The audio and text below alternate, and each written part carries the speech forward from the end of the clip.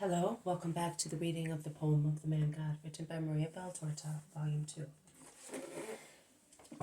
Excuse me. Chapter 221, Part 1, Lesson to the Apostles. Excuse me.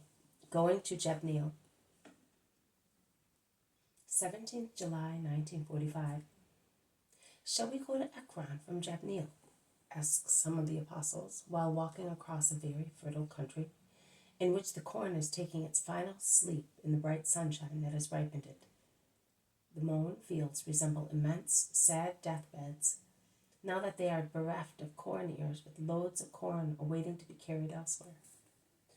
But if the fields are barren, the orchards are a most pleasant sight, with the fruit about to ripen, changing color from the green of the little hard ones to the soft yellowish pinkish waxy shiny shades of those that are more ripe. The figs open their very sweet caskets of flower fruits, bursting their elastic skins to reveal through whitish green or violet cracks a transparent jelly replete with tiny seeds, which are darker in color than the pulp itself. With each tiny wafting breeze, the olive trees shake. Likewise, the oval-shaped fruits suspended on delicate stems amid the silver-green foliage. The dignified walnut trees sustain their firm-stalked fruits, which swell within the plush of the husks, while the almond trees are ripening their fruits, as is evidenced by the velvety texture and changing color of the individual nuts. Grapes, in general, are swelling, while a few bunches, favorably placed, try to show the topaz or ruby of maturity. Day by day, the cacti on the plain or lower hillsides are becoming a brighter sight, with magnificent coloration on the seed clusters contained within and held skywards and ripened within the protection of the strong thorny leaves. Isolated palm trees and thick carob trees remind one of nearby Africa, and while the former click the castanets of their hard fan-shaped leaves, the latter have dressed themselves in dark enamel and are standing haughtily stiff on their lovely foliage. Tall, agile goats, both white and black, all with long curved horns and soft, keen eyes, feed on cacti and attack fleshly agaves, those huge brushes with hard, thick leaves, which like open artichokes shoot up from the center of their hearts, their gigantic seven-branched stalk, resembling a cathedral candelabrum, with its sweet-smelling yellow-red flower blazing on top. Africa and Europe have come together to cover the ground with most beautiful vegetation, and as soon as the apostolic group leaves the plain to take a path that climbs up the hill, literally covered with vineyards on this side facing the sea, a rocky, calcareous slope where the grapes must be of immense value, when their juice changes into julep, there appears the sea, my sea, the Sea of John, the Sea of God.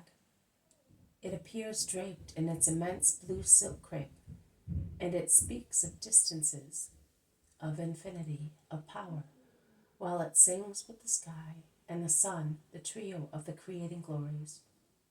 And the plain stretches out its full undulated beauty with simulations of hills, only a few feet high, adjoining flat areas with golden dunes, stretching as far as towns and villages on the sea, white spots on the blue sea. How beautiful! How beautiful, whispers John ecstatically. My lord, the sea is the life of that boy. You must destine him for the sea. He seems to be seeing his bride when he sees the sea, says Peter, who does not discriminate much between sea and lake, and he smiles kind-heartedly. He is already destined, Simon. You are all destined. Oh, good. And where are you sending me? Oh, you tell me to be good? To a place which is greater than your town and mine, and Magdala, and Tiberias all put together.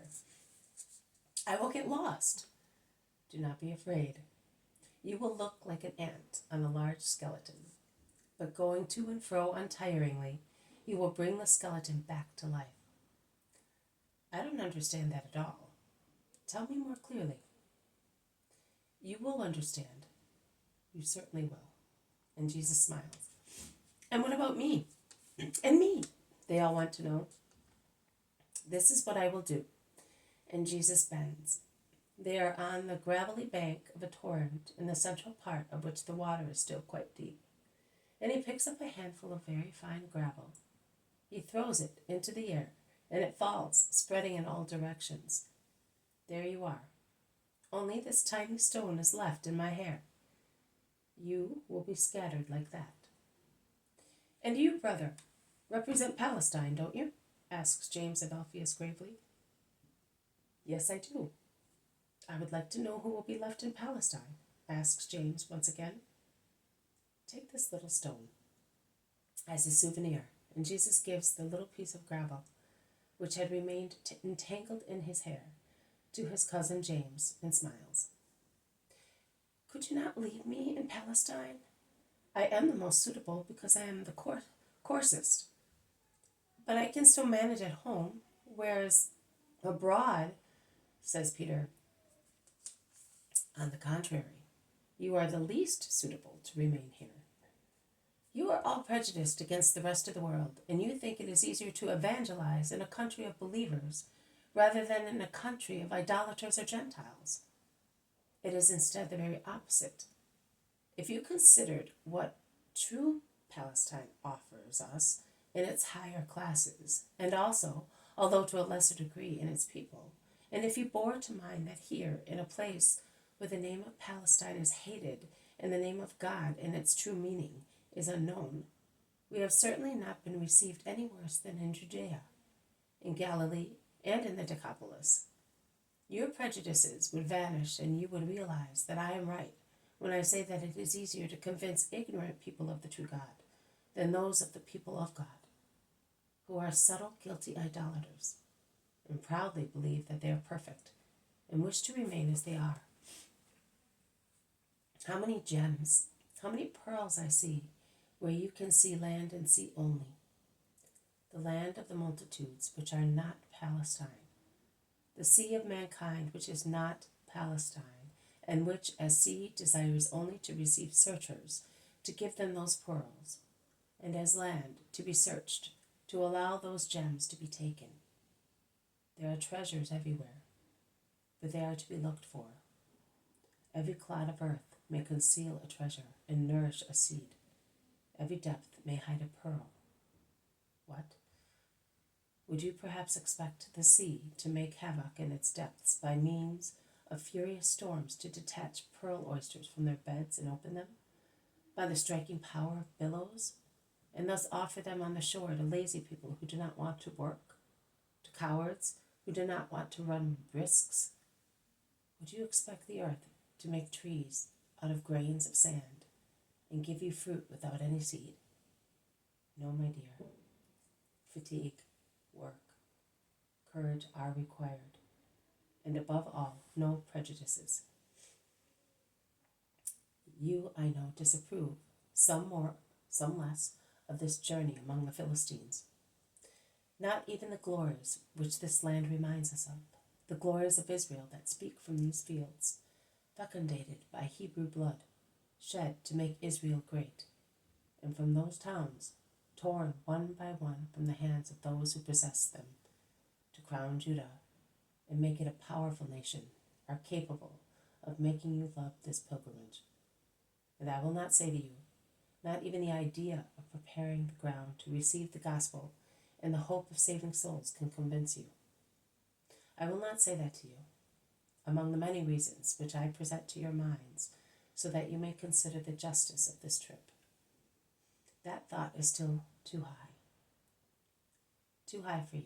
You will arrive at it one day, and then you will say, we thought it was a whim, a pretext.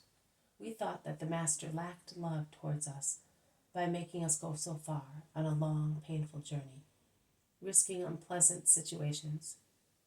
Instead, it was love. It was foreseeing. It was to smooth our way now that we no longer have him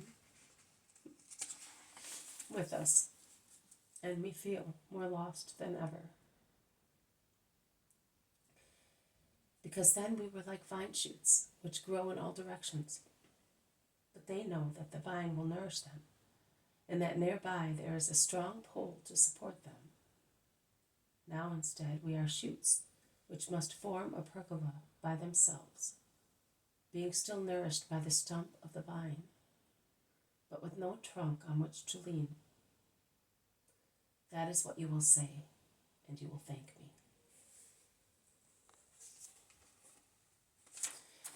This has been a reading from the poem of the Man God, written by Maria Valtorta, Volume 2.